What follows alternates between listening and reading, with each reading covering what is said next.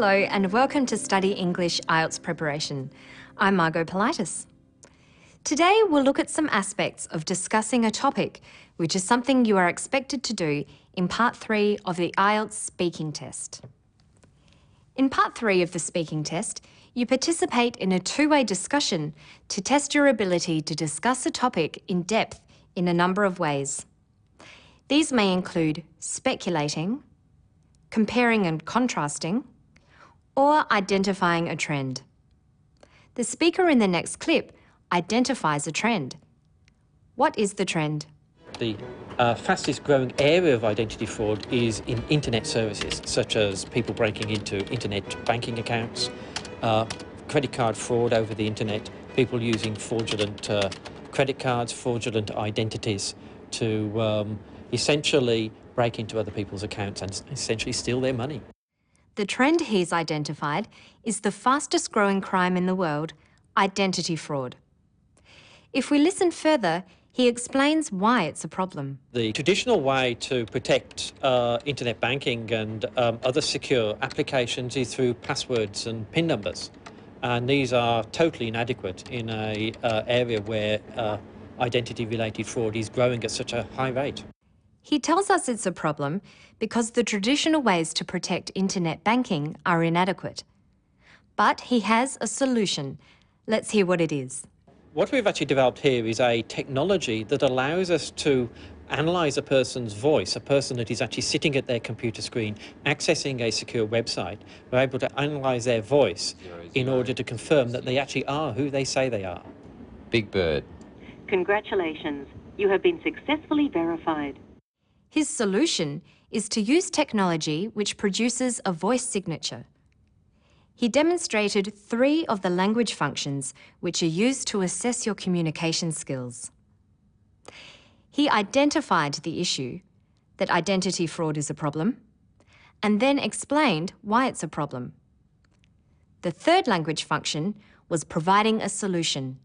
He talked about what could be done to prevent identity fraud. Now let's listen to this woman responding to the question, what makes a person famous? I think there are different ways to see what makes a person famous. One is the publicity and the marketing around a person. But I don't think that's the real, honest way to be famous.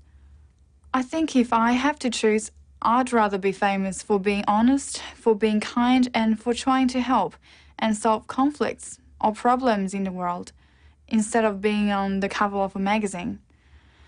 So my characteristic for a famous person, I will go for honesty and kindness. She shows that she understands the question by incorporating it into her response at the start. By repeating the question, she is clarifying the topic. I think there are different ways to see what makes a person famous.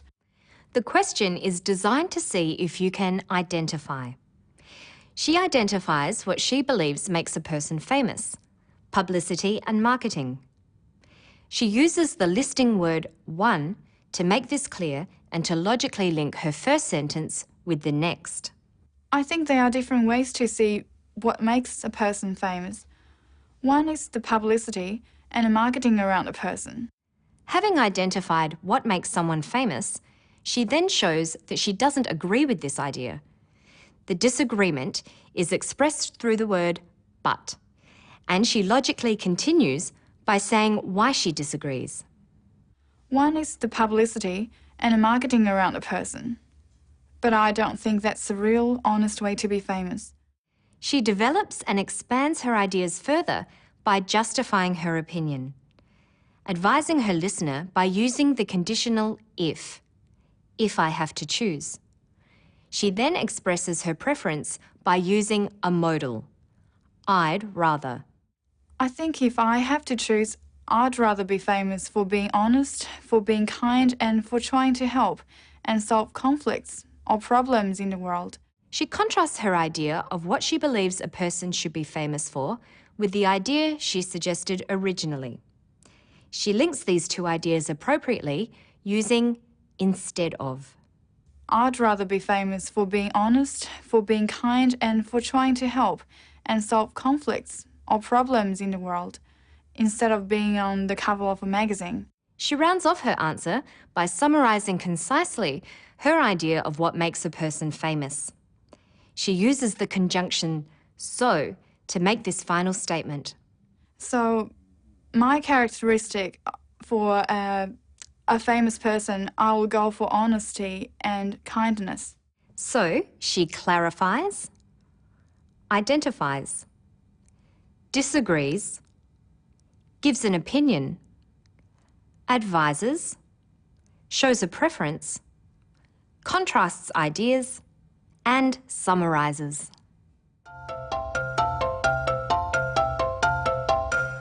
In order to respond fully, appropriately, and coherently, there is a number of skills you need. You should be able to quickly recognise what the question is asking. A do you think question, such as, do you think there is too much violence in films today, needs a reply that gives your opinion. A question such as, what makes a person famous, requires you to identify. Look at this question. Why do children like eating fast food? You may have an opinion about this, but before you give it, you might explain and give reasons why children eat fast food. It's very likely that you will be asked to compare things with a question such as, what are the differences between urban and rural homes in your country? Another thing the examiners are looking for is the ability to speculate or say what might happen with a question such as, what kind of transport will people use in the future? Now let's look at part of a professional discussion, a television interview with an expert on diet. Do you think that some people put on weight more easily than others? That's definitely the case. We do know that there are genetic differences in how easy it is for people to put on weight. That's not necessarily related only to their metabolism. It may also have to do with how much they are driven to eat. And so the degree of appetite control is better in some people than others. And it's got nothing to do with willpower, it's just the way people are wired. She was asked for her opinion with the question, do you think that some people put on weight more easily than others? Being an expert, she gives it quickly and decisively. That's definitely the case. She means that she completely agrees with the idea that some people put on weight more easily than others. She goes on to give the reasons why she believes that. We do know that there are genetic differences in how easy it is for people to put on weight. That's the first reason. Some people put on more weight from the same amount of food because they're born that way. There are genetic differences. But there's another reason. Listen to the way she develops this. That's not necessarily related only to their metabolism. It may also have to do with how much they are driven to eat. That's not necessarily related only to their metabolism. Metabolism is how your body responds to food. The important words are not necessarily related only to. This means that metabolism is not the only reason people put on weight. Another reason may be how hungry people are, how much they are driven to eat. Notice she introduces this idea with the word may.